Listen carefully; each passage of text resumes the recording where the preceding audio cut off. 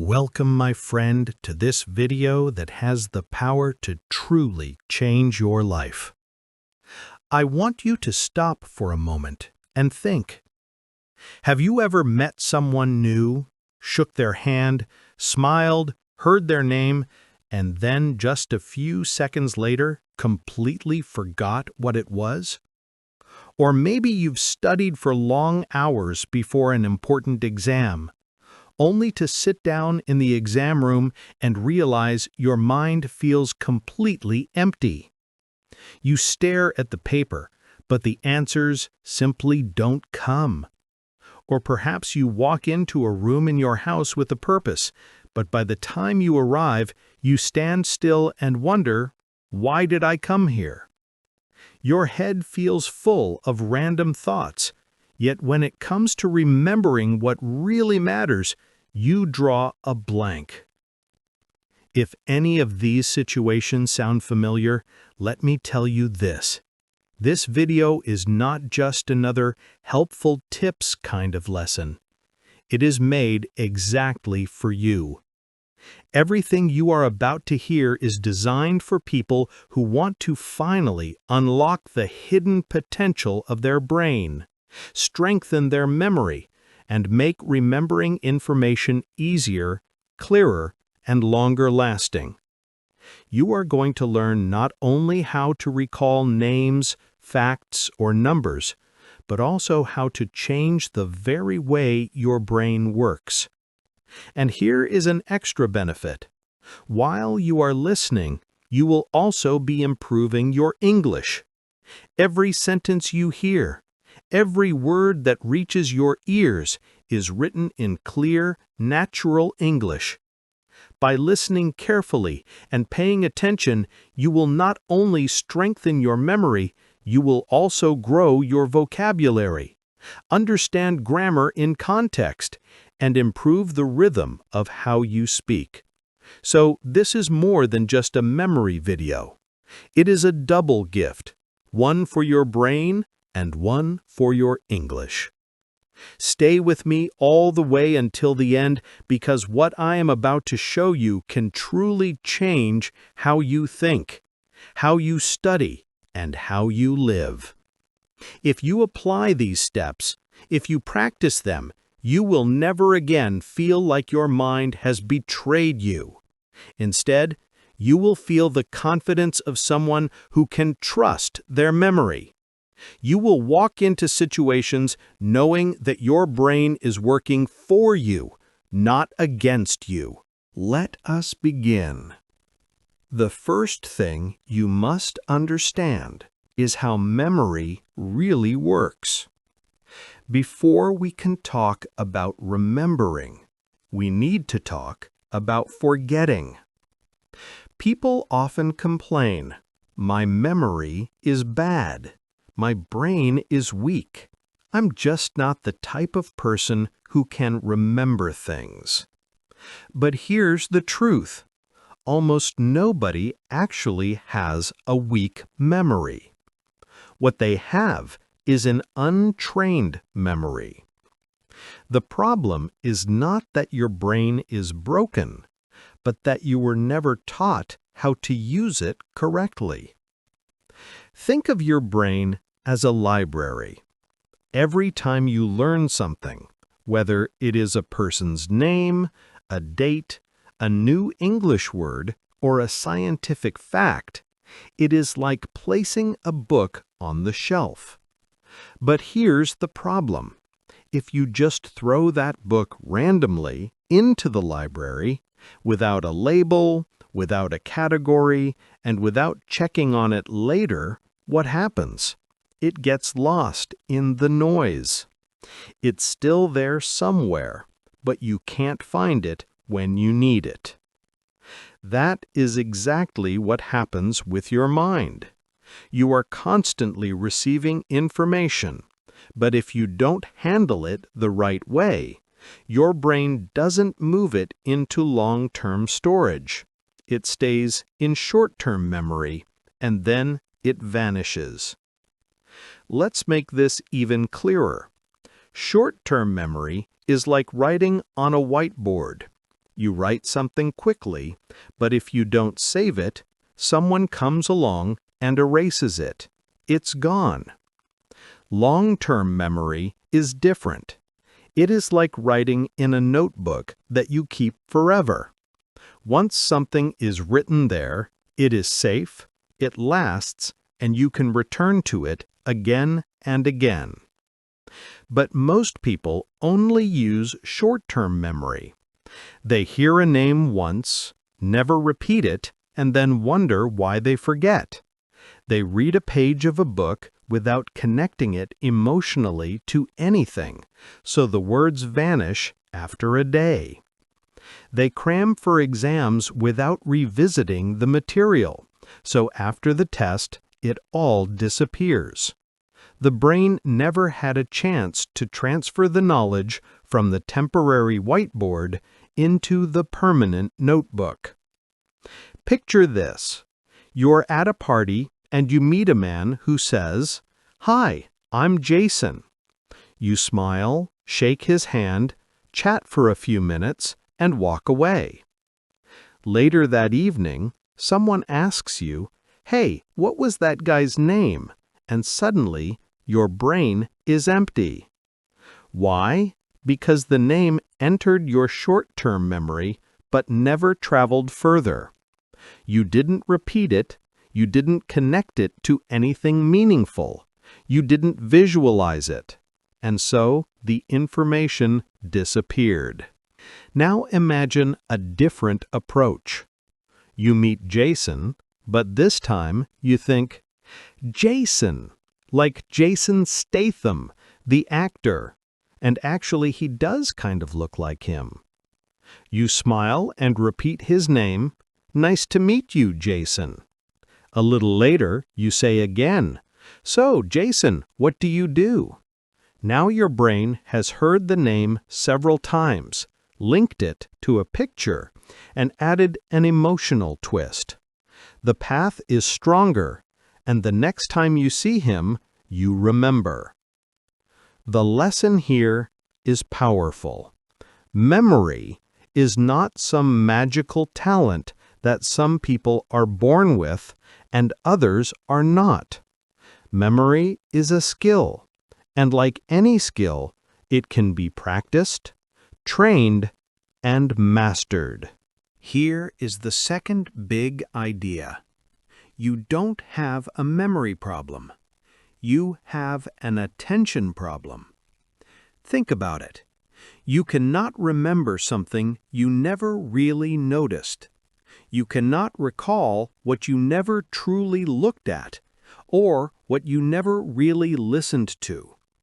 Your brain is bombarded every single day with millions of signals, sounds, faces, words, lights, messages, notifications. If your brain tried to store everything, you would go insane. So, it makes a choice. It keeps what you pay attention to, and it deletes what you ignore. Let's take an example. You are in a taxi. You're tired, you're checking your phone, maybe you're hungry and thinking about dinner. You pay the driver, get out, and accidentally leave your bag in the car. A few minutes later, you realize, "Oh no, my bag, my passport, my laptop." You try to remember the car's number plate, but your brain gives you nothing. Why? Because your attention was never on the car. You saw it, but you didn't look. You heard the driver's voice, but you didn't listen. Your brain didn't save the details because you never told it to. But imagine you had paused for just 1 second before leaving the car. You looked at the number plate, you noticed the driver's face, you repeated to yourself, "White Toyota, plate 8473. That 1 second of focus could have saved you from losing everything. The same thing happens when studying. You sit in class, or watch a YouTube video, but your mind is already drifting. You hear the words, but they don't enter. You read a sentence, but you're half thinking of a song. You listen to a podcast, but at the same time, you're texting your friend. Later, you tell yourself, I studied, but I don't remember. The truth is, you didn't study with attention. You were physically present, but mentally absent. This is not your fault. The modern world is designed to steal your attention. Notifications, multitasking, noise, constant scrolling, it all trains your brain to stay distracted. But here is the fact. Memory starts with attention. If you don't open the door, nothing gets inside. From now on, whenever you want to remember something, stop for 5 seconds. Look, listen, repeat it in your head. Say it out loud. Give it real attention. Those 5 seconds can mean the difference between forgetting forever and remembering for life. Now, let's go deeper. Your brain thinks in pictures, not in words. If I say the word elephant, what do you see? Do you see the letters ELEPHANT floating in front of your eyes? No. You see a huge gray animal with flapping ears and a long trunk. That is how your brain works. It stores images, not letters. So, if you want to remember names, words, facts, or numbers, you must turn them into pictures. For example, you meet a girl named Lily. If you only think Lily is her name, you'll forget quickly. But if you imagine her with white lilies in her hair or holding a bouquet of lilies, your brain will say, "That's interesting, let's keep it." The stranger, funnier, or more colorful the image, the stronger the memory. Want to remember the word volcano? Don't just picture a mountain. Imagine a birthday cake exploding with red chocolate lava. Imagine the sound, boom. Imagine the smell, burnt chocolate. It may seem silly, but that's why it works. Memory loves emotion and movement. Let's try a list. Milk, eggs, book, shoes, cat. Don't memorize them like a robot. Create a story. Picture a giant milk carton reading a book, sitting on a pair of shoes, while a cat wearing glasses watches, and eggs fall from the sky like snow. Now, because you laughed, because you saw the story, you will never forget it. This is how memory champions work.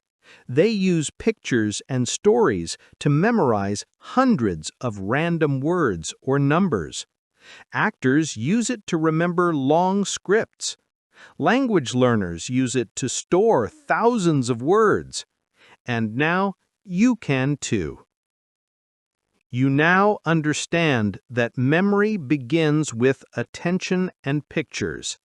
You learned that your brain saves what you notice and what you see in your mind. Now we go further.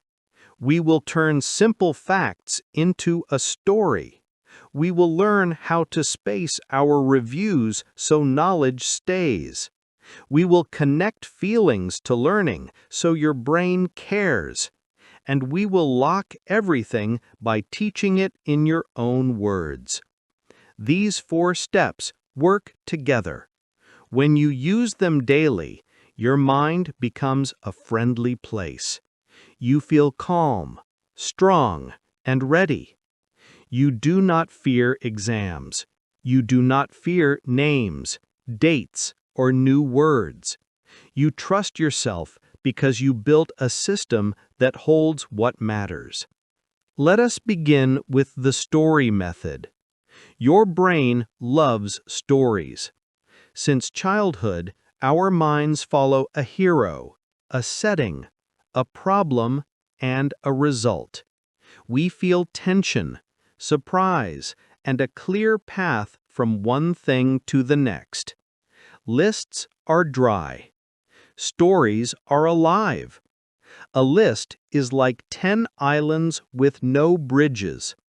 A story is a long bridge that lets you walk with ease from point to point.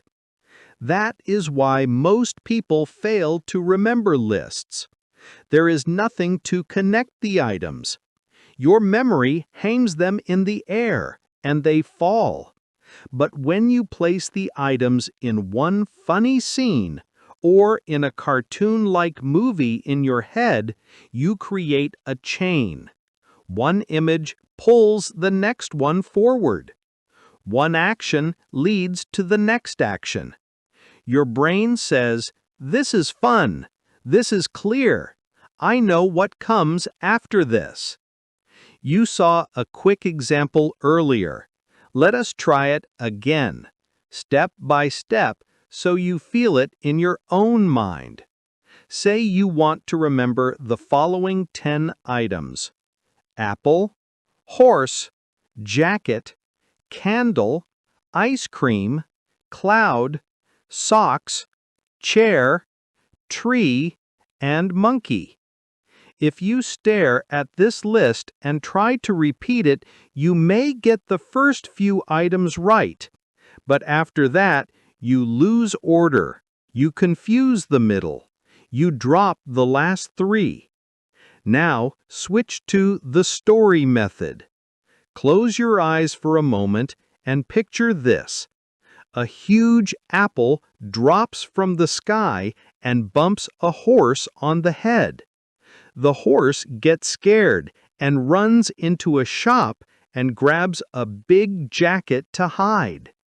It is dark, so the horse lights a candle, but the candle melts a tall ice cream. The ice cream explodes into a cloud that rains soft socks. One sock hits a chair, and the chair suddenly grows roots and becomes a tree. From that tree, a happy monkey swings down and waves. You can almost see it. You can almost hear it.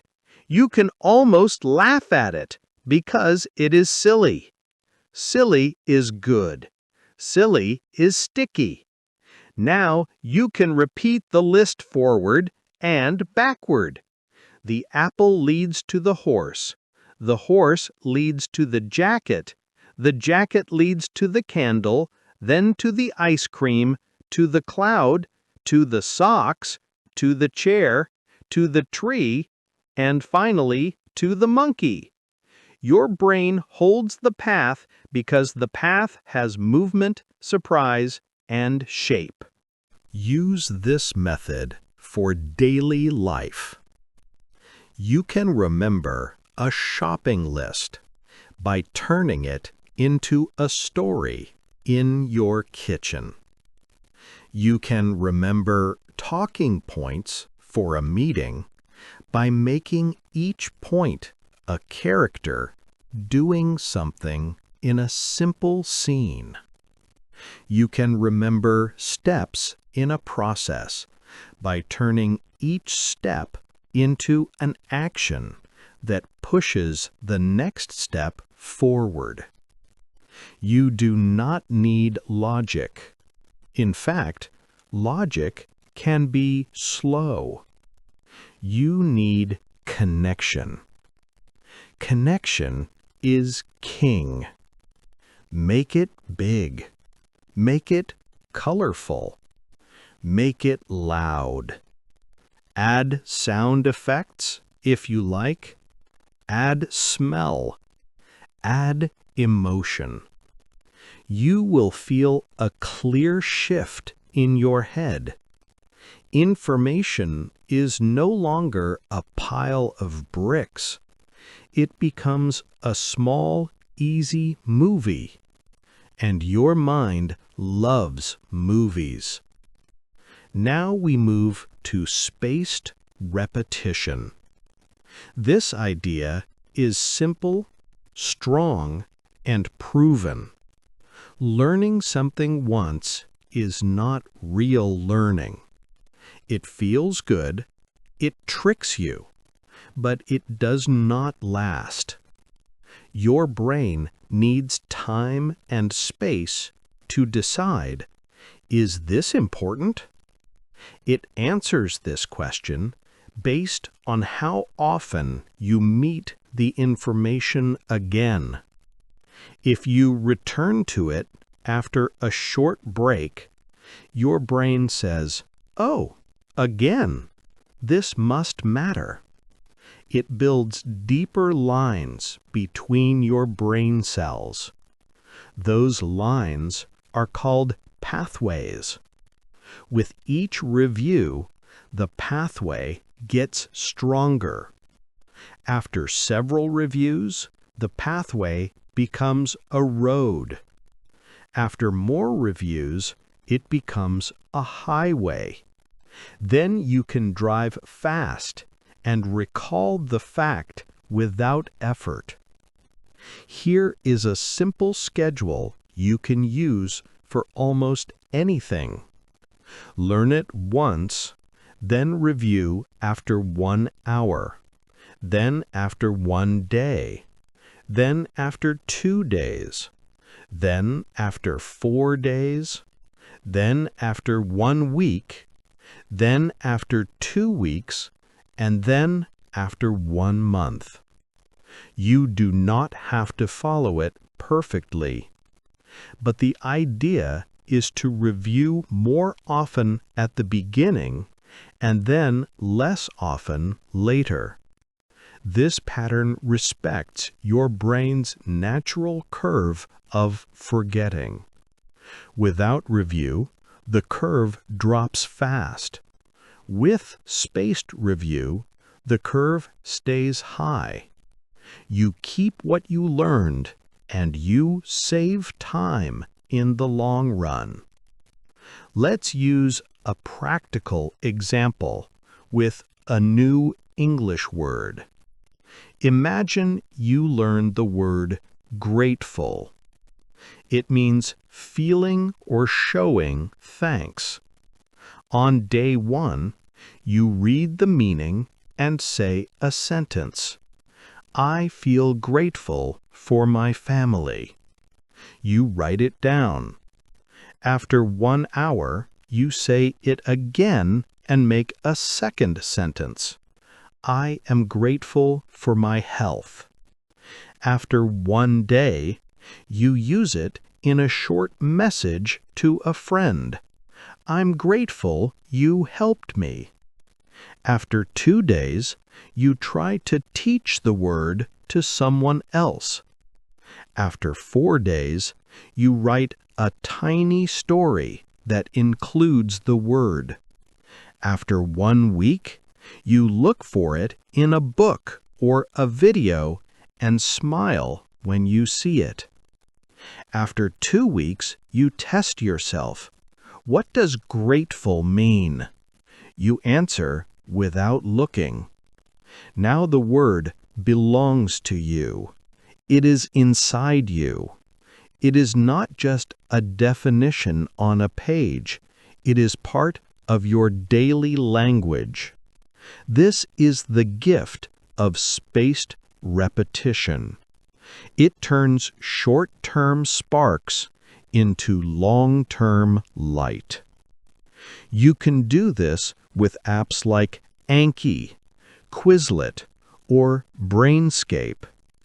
These apps are helpful because they show you hard items more often and easy items less often. But you do not need an app. A notebook works very well.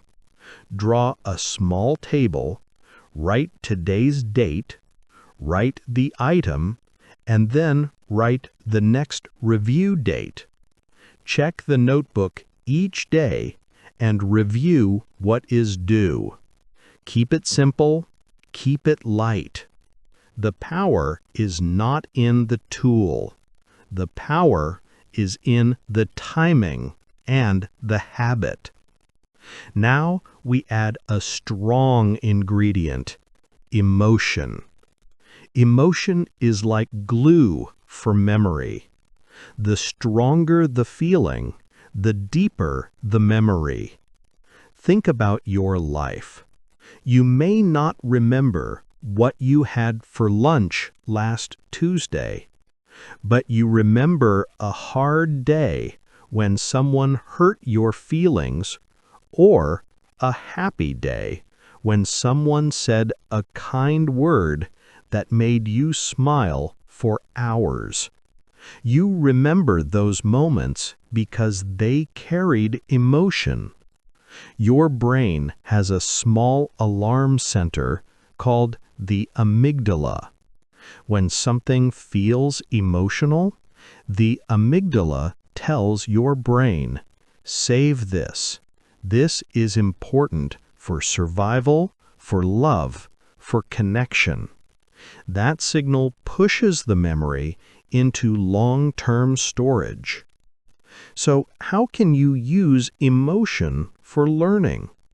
Don't just study facts like a robot. Ask yourself, how do I feel about this? Try to connect the new idea to your own life. When learning a history date, picture the people, the scene, the fear, the hope. When learning a science idea, picture a real problem in your city that this idea can solve. When learning a new English word, think of a day when that word was true for you. For example, the word abandon means to leave something behind. Don't only repeat the meaning. Think of a time when you abandoned a plan, or when someone abandoned a promise. You will feel a small pull in your heart. That pull helps the word stay. What if a topic is dry or boring? Then you can create a small fake emotion, and it will still help. Pretend the triangle is your pizza slice, and you only get half. Now, area equals 1/2 times base times height carries a little feeling. It's funny. It's simple. It holds your attention for a second longer. That second can be enough to move the fact from the whiteboard of short-term memory into the notebook of long-term memory. Your brain doesn't always know the difference between real and imagined feelings. If you add a touch of story, a touch of humor, a touch of surprise, your memory improves. Now we come to a very powerful step. Teach what you learn. Teaching is remembering twice. When you teach, you move from "I received this" to "I can rebuild this." That shift is huge. It forces your brain to organize ideas, find simple words, and create a path from beginning to end. This process builds a strong structure in your mind. You stop being a container and you start being a creator. Knowledge that you can teach is knowledge that you own. You do not need a classroom. You can teach in many small ways. You can explain a word to a friend on a walk. You can speak it to yourself in the mirror. You can record a 1-minute voice note where you explain the idea in your own words. You can write a short social media post to share a small lesson you learned today. You can make a tiny video. The audience does not matter. Even if no one listens, your brain listens. Your brain says, "We are using this. We need this. Keep it." That is how teaching locks memory in place. Let us take a real case. You learned the word procrastinate, which means to delay doing something important. You read the definition and you think, "I understand." But if you walk away, your brain may let it go. Now try this. Send a quick voice message to a friend and say, "New word, procrastinate. It means when we delay doing something we should do. I procrastinate with my laundry. I plan to stop." That short act changes your relationship with the word. You are not a passive reader. You are an active speaker. The word is now tied to your life and your voice. Teaching also shows you gaps. When you try to explain and you get stuck, it means you found a weak link. This is good news. Now you know where to review. You go back, you fill the gap, you teach again. The second time, it flows. That smooth flow is the feeling of true learning. It is the feeling of a clean path in your mind.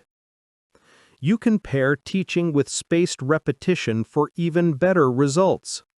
For example, on day 1, you learn 3 key points from a chapter. After 1 hour, you explain them out loud to yourself. After 1 day, you post a short summary for your study buddy. After 2 days, you teach the same 3 points in even simpler words. After 4 days, you write 1 sentence for each point without looking. After 1 week, you teach all 3 points in a new order to show that you own them, not just their sequence. This is how you move from knowledge that is shaky to knowledge that is strong. Let us put all 4 steps together with a sample study topic so you can see the flow. Imagine you are learning about the water cycle in science. First, you pay attention. You turn off distractions for 10 minutes and decide to focus. Second, you make pictures. You see the sun warming the sea, water turning to vapor, vapor building clouds, clouds moving, rain falling, water flowing back. Third, you turn it into a story. The sun invites the sea to dance. Tiny drops rise like balloons.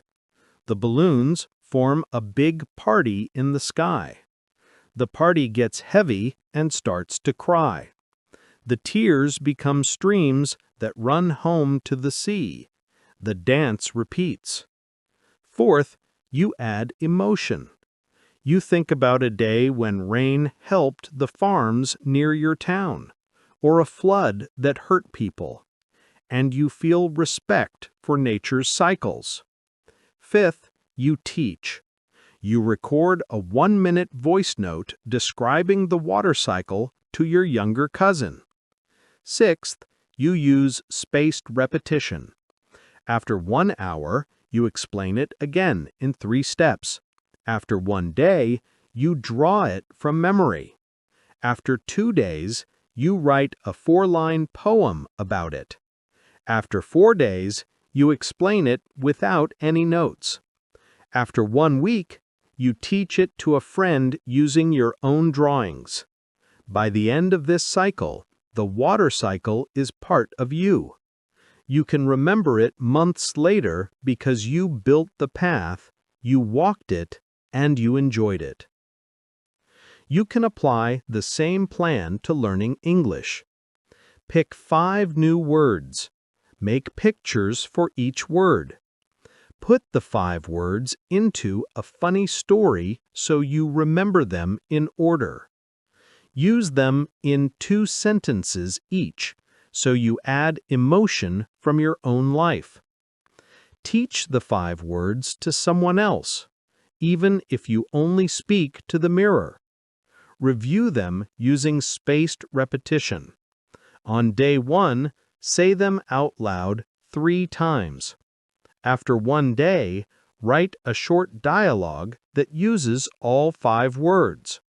After 2 days, test yourself without looking.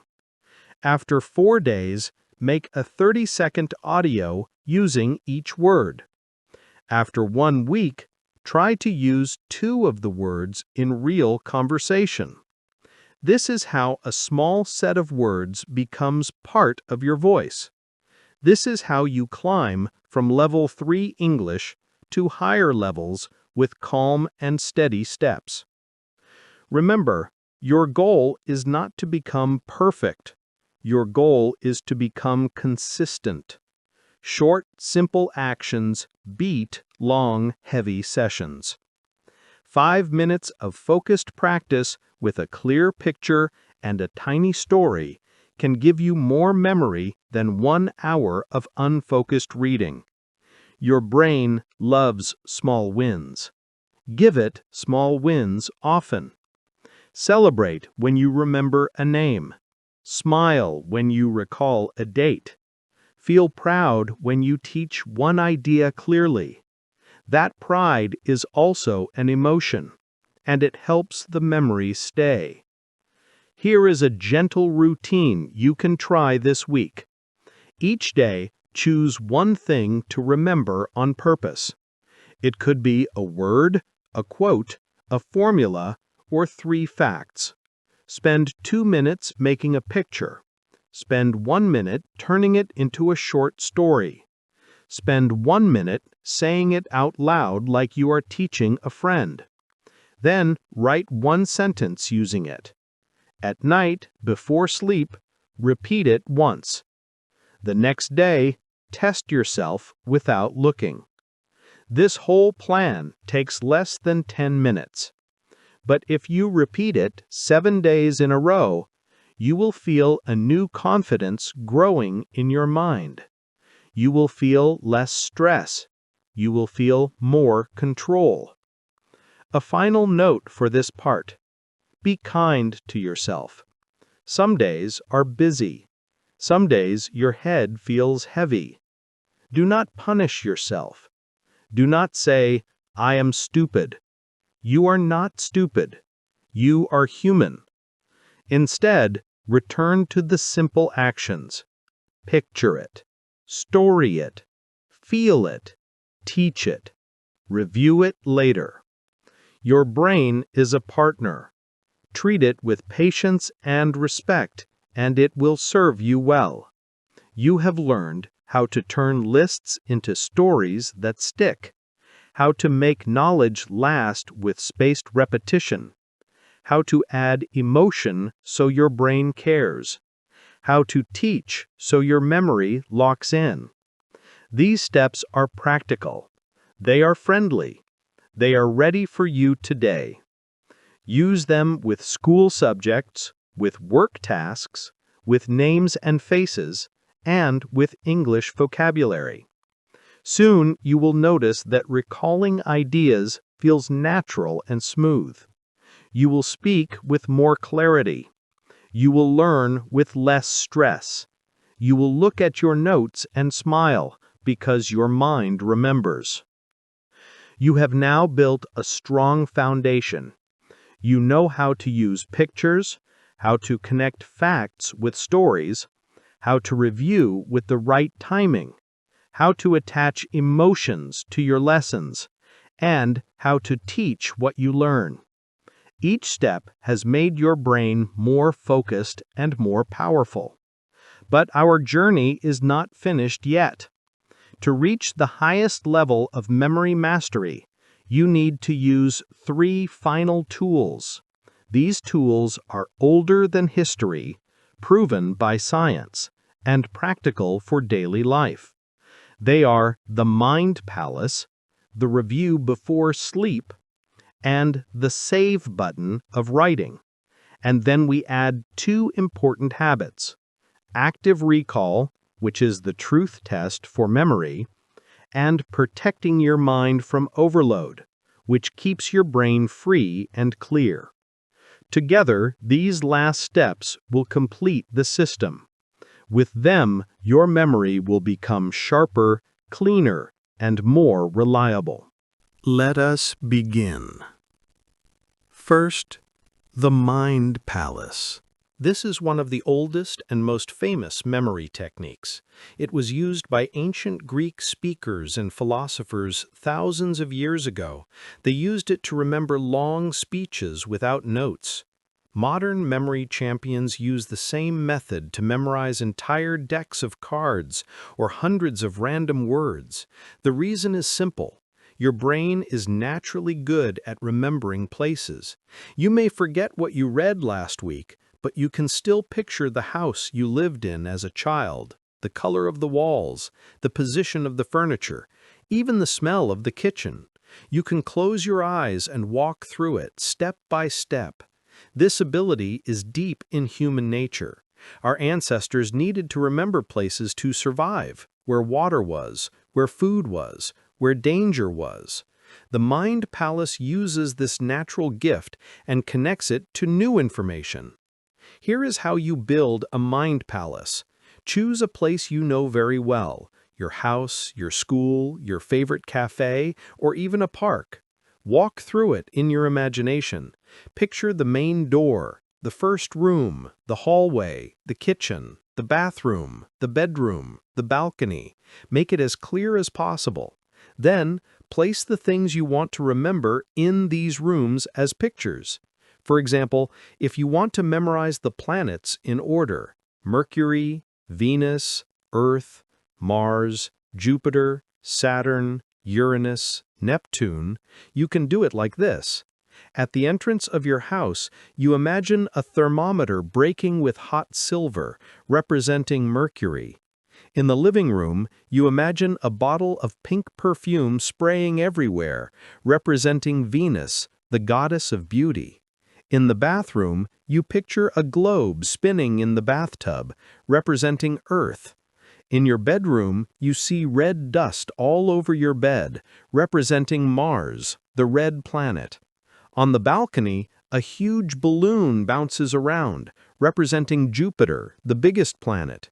On the stairs, you see a golden ring around the handrail, representing Saturn. On a chair outside, an ice cube shivers, representing Uranus, the cold planet. At the gate, a blue ocean splashes at your feet, representing Neptune, the god of the sea. Now close your eyes and walk through your house. You will remember every planet in order without stress, because each one is tied to a location you already know. The key is to make the images inside your palace big, strange, colorful, and emotional. A boring picture will fade, but a funny or surprising one will stay. The more you practice, the faster you become. At first, it may feel slow, but with use, your palace becomes your second brain. You can create many palaces for different topics: one house for English vocabulary, one street for history facts, one park for science formulas. With time, you will have an entire city in your mind, each corner holding knowledge that matters to you. It is a powerful and beautiful skill. Next, let us talk about review before sleep. Science has shown that what you do in the last 10 minutes before sleeping has a deep effect on what your brain remembers. During sleep, your brain is busy. It is not silent. It works like a librarian checking the books you opened during the day. It asks, should I keep this? Should I delete this? Should I move this to long-term memory? The decision is based on repetition, emotion, and timing. So when you review something right before sleep, you're telling your brain, this is important. Keep it safe. Imagine you study 10 new English words in the afternoon. If you don't look at them again and instead scroll through social media at night, your brain may think the random posts are more important than your words. But if you take 5 quiet minutes before sleep to read the 10 words again, whisper them, use them in simple sentences, and feel proud, your brain will listen. It will move those words to long-term storage while you rest. The next morning, you will find them fresh and clear. Make this a habit. Each night, turn off noise. Sit with your notebook or flashcards. Review 3 to 5 key points from your day. Speak them out loud or in your mind. Close your eyes, picture them, and then go to sleep. This small ritual is free, simple, and powerful. It will give you deeper memory and even better sleep. You will close the day with focus, not with scattered noise. This is a secret most schools never teach, but it can change your results forever. Now let us add the third tool, writing things down. Writing is the save button of the brain. When you hear something, you are passive. When you see something, you are still passive. But when you write something with your hand, you become active. You slow down, you organize, you connect your hand, your eyes, and your mind. That act of writing tells your brain, this matters, save it. Students who write notes by hand remember better than those who only type. Typing is fast, but it can be automatic. Writing is slower, but it is deeper. Each letter, each stroke, each pause makes your memory stronger. Try this with vocabulary. Let's say you learn the word resilience. You read, it means the ability to recover after difficulties. If you only read it, you may forget tomorrow. But if you write it in your notebook, word resilience, meaning ability to bounce back after tough times. Sentence, after losing his job, he showed resilience by finding a new path.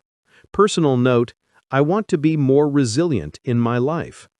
Now, the word is no longer just a definition. It is part of your story. You pressed save. You made it yours. Write every day, even just one sentence. Build your own personal library of learning. Each page is a treasure that your brain will not forget. Now we come to one of the most important steps, active recall. Most people think they know something because they can understand it while reading, but the true test is, can you remember it when it is not in front of you? That is active recall. It is closing the book and asking yourself, what did I just learn? Can I explain it? Can I write it? Can I say it in my own words? If yes, you know it. If no, you need to review. This is like exercise for the brain. Each time you try to recall, you strengthen the path. Even if you fail, the act of trying builds power. Reading is like watching someone lift weights. Active recall is lifting the weight yourself, and each lift makes you stronger. Here is how you can use it. After reading one page, close the book and say out loud what you remember. After watching one video, pause and write 3 points without looking. Use flashcards, look at the question, cover the answer, and force yourself to remember. At night, before sleep, test yourself. What 3 things did I learn today? This is not always comfortable. Sometimes you struggle, but the struggle is the workout. The more you practice, the easier recall becomes. Soon, your brain will surprise you. In exams, in conversations, in life, the knowledge will appear because you trained to recall it daily. Finally, let us talk about protecting your mind from overload. Your brain is not a trash bin. It is not made to carry endless random noise. When your brain is too full, it cannot store what is important. The problem is not that you are lazy or weak. The problem is that your brain is drowning in distractions. Too many notifications, too many videos, too many opinions, too many memes. By the time you want to remember something useful, the space is already crowded. You go to the store with a list in your head: milk, bread, apples, soap, onions. But before you arrive, you scroll Instagram, reply to messages, read 10 headlines, and watch 5 clips.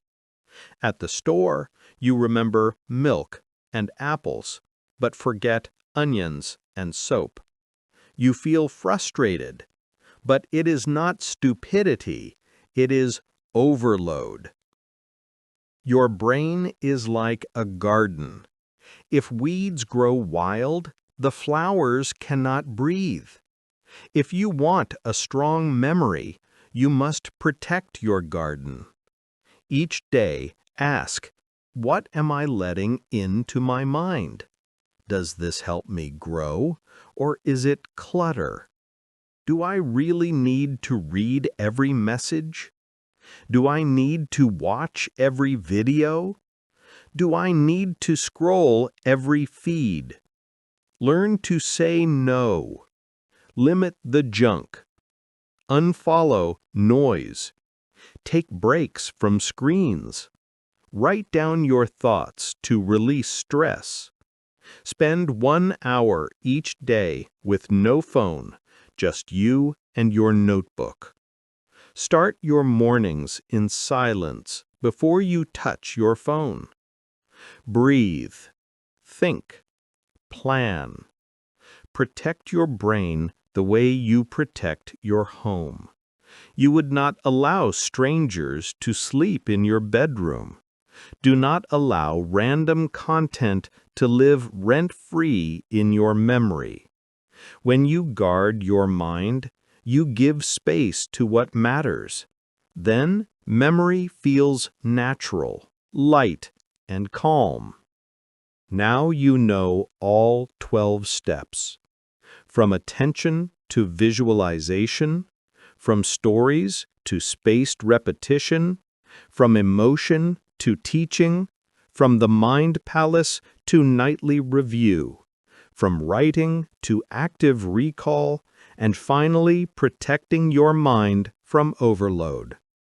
Each step is simple, but together they are powerful. They will not only improve your memory, they will improve your focus, your confidence, your learning, and even your English. Because every sentence you practice here is in English. Every picture, every story, every teaching moment helps you grow in language as well as in memory. But remember, knowing these steps is not enough.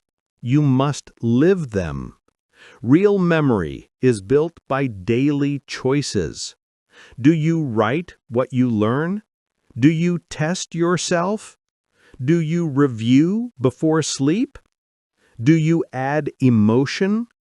Do you protect your attention? If yes, you are not only learning memory techniques, you are building a new identity. You are becoming someone who remembers what matters, someone who trusts their brain, someone who learns with joy and power. So let me close with this. Your mind is ready. You have the tools. You have the system. You no longer need to feel lost, weak, or afraid. From today, you can build a memory that is strong, reliable, and alive. And as you practice, your English will grow too. You will not just learn words, you will live them. You will not just study grammar, you will use it with confidence. You will not just listen, you will speak with clarity. And you will not just remember facts, you will remember the lessons that change your life. Your brain is waiting. Your future is waiting. Go make it unforgettable.